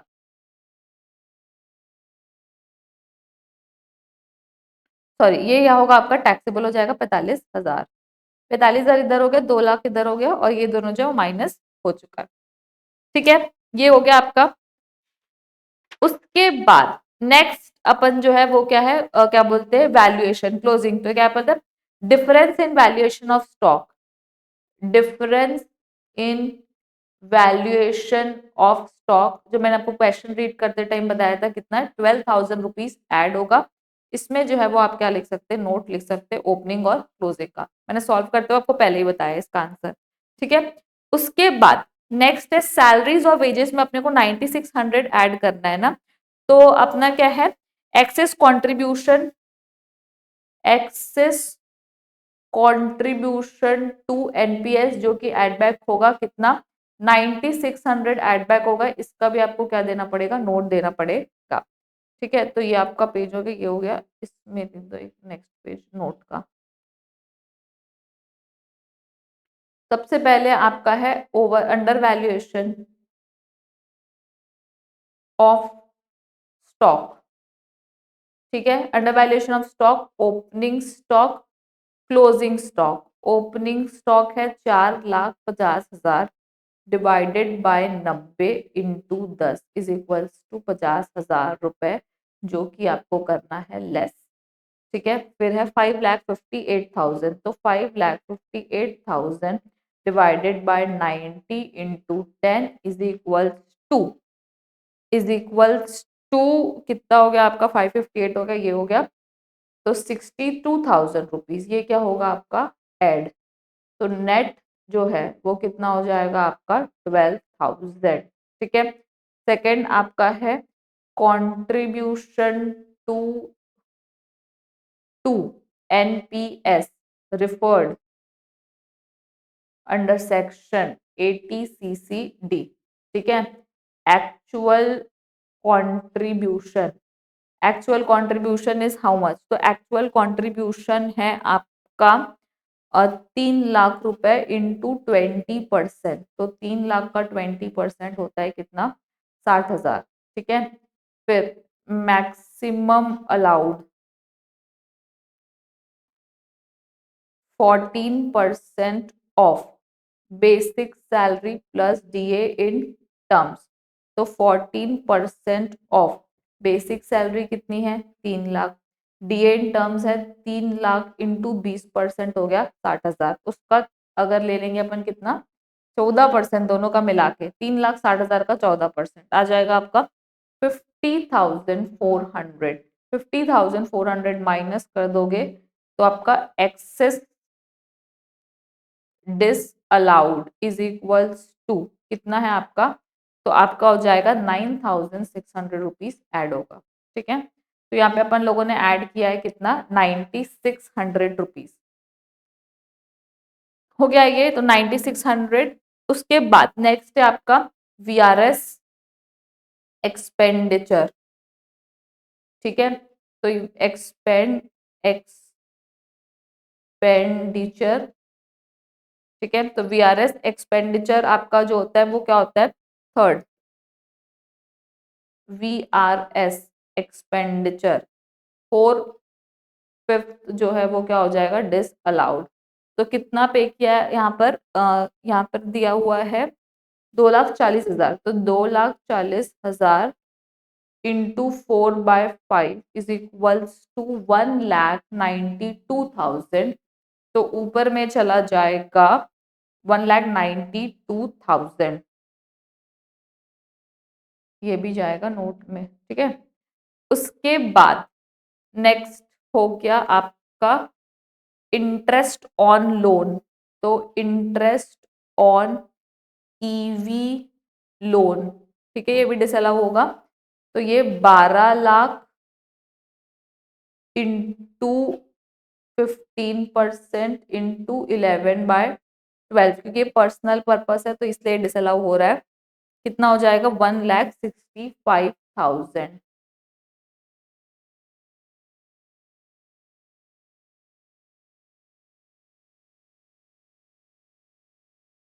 ठीक है। ये हो गया 1,65,000। फिर sale of scientific research asset जो कि डिसअलाउ होगा, तो साइंटिफिक रिसर्च एसेट में आपका कितना आ जाएगा यहाँ पर, 6,00,000 रुपए, इसका भी नोट डाल देते हैं। Sale of scientific research asset sale of scientific research asset.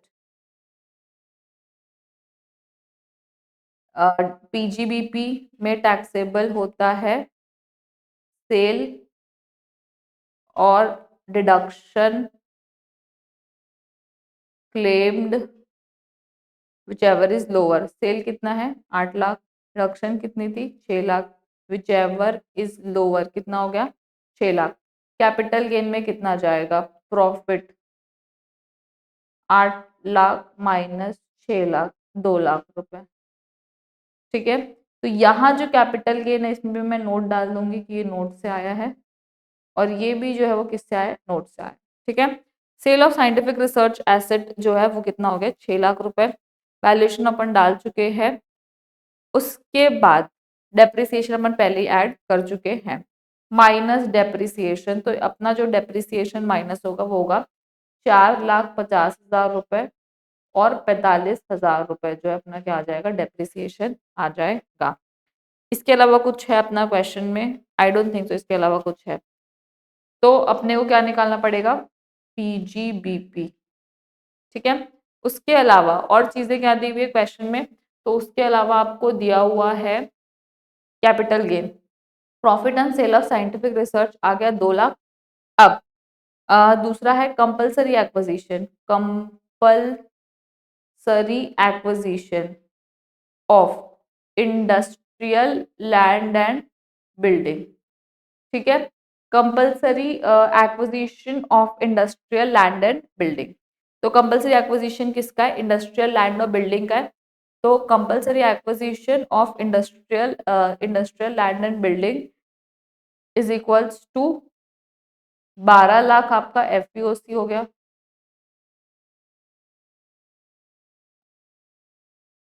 एफवीओसी minus cost of acquisition कितना हो गया 2 लाख। कितना आ गया आपका लॉन्ग टर्म कैपिटल गेन 112 में आ गया 10 लाख माइनस एग्जेम्पशन 54D में 6 लाख रुपए इन्वेस्ट किए। तो taxable long term capital gain taxable कितना आ गया आपका 4 लाख। तो टोटल जो आपका लॉन्ग टर्म कैपिटल गेन है, total long term capital gain is equals to 6 lakh, 4 2 6, तो आउटर कॉलम में चला जाएगा 6 लाख रुपए। ठीक है, फिर आईएफओएस में आ गया आपका लॉटरी का अमाउंट, फिर है interest on enhanced compensation, interest on enhanced compensation कितनी वैल्यू है इंटरेस्ट की? तो इंटरेस्ट ऑन इनहैंस्ड कॉम्पनसेशन है आपका 54,000 माइनस 50% डिडक्शन। डिडक्शन आपकी है कितनी 27,000। तो 27,000 माइनस कर देंगे तो आपका है 54 माइनस 27 कितना आएगा 27,000। तो आपका आ जाएगा 27,000। 45,000 plus 27,000 is equals to 72,000 income from other sources. बाहर डाल दो 72,000। Check once before in once again in the question, कुछ बचा तो नहीं है। Long term capital gain interest हो गया है, पीजीबीपी कैपिटल गेन हो गया है, डेप्रिसिएशन हो गया है, इंटरेस्ट कर दिए, सैलरी वैलरी सारी चीजें। एक बार आप जितने भी एडजस्टमेंट आपने लिखे हुए हैं प्लीज चेक के अपने सारे एडजस्टमेंट का वो दे दिया है। फिर अपन क्या कर लेंगे जीटीआई ग्रॉस टोटल इनकम। तो ग्रॉस टोटल इनकम जो है उसके लिए अपने को पहले पीजीबीपी का टोटल करना पड़ेगा, पीजीबीपी का आंसर निकालना पड़ेगा। तो पीजीबीपी का आंसर निकालने के लिए 1574 plus 6,17,000 plus 12,000 plus 9,600 plus 1,92,000 plus 1,65,000 plus 6 lakh minus 2 lakh minus 31,500 -4,50,000 -45,000 is equals to answer आ रहा है 24,43,600 which is the correct answer 24,43,600 24,43,600 ठीक है प्लस कैपिटल गेन का कितना हो गया 6 लाख रुपए plus 72,000 is equals to 31,15,600 31 lakh 31,15,600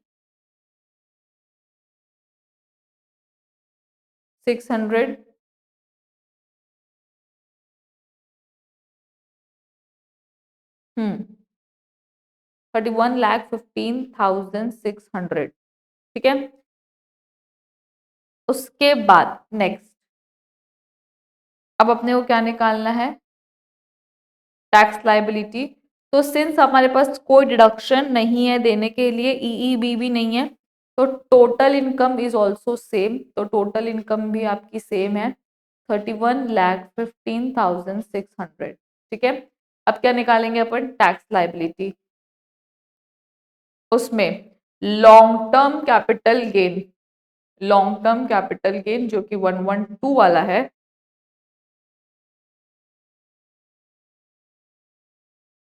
112 वाला है जिसकी वैल्यू कितनी है तो उसकी वैल्यू है आपकी 6 लाख रुपए 6 lakh into 12.5% is equal to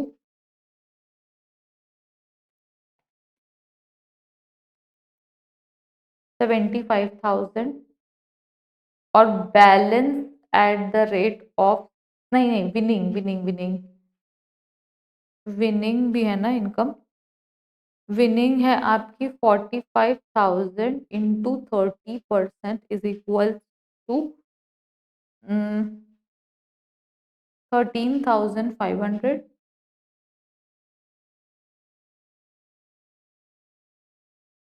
balance at the rate of slab rate 10 lakh पे आएगा 1,10,000 क्योंकि वो क्या है सीनियर सिटीजन है बैलेंस पे 30% कर देते हैं तो 6,45 माइनस करेंगे तो 31,15,600 minus 6,45,000 minus 10 lakh into 0.3 is equal to 4,41,180 4,41,180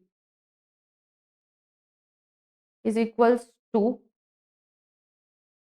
5,51,180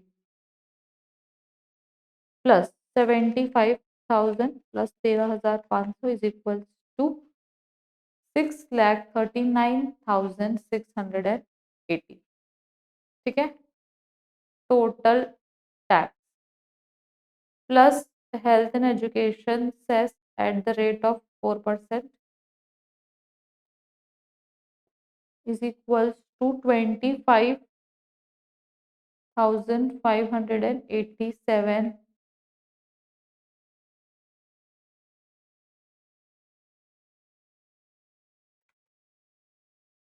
6,65,267 this is your total tax liability I hope you got it minus कर देंगे टीडीएस जहां पर आपका कटा होगा तो टीडीएस कटा है एट द रेट ऑफ 30% जो टीडीएस आपका कटा हुआ है टीडीएस कितना कटा होगा 13,500 तो 13,500 आप माइनस कर दोगे तो आपका आ जाएगा net tax payable is equals to 6,51,767 so 6,51,770 I hope this is clear so this is the final answer that we were looking for total income and tax liability total income तो यही है और tax liability तो जो है वो ये है ठीक है illustration number 21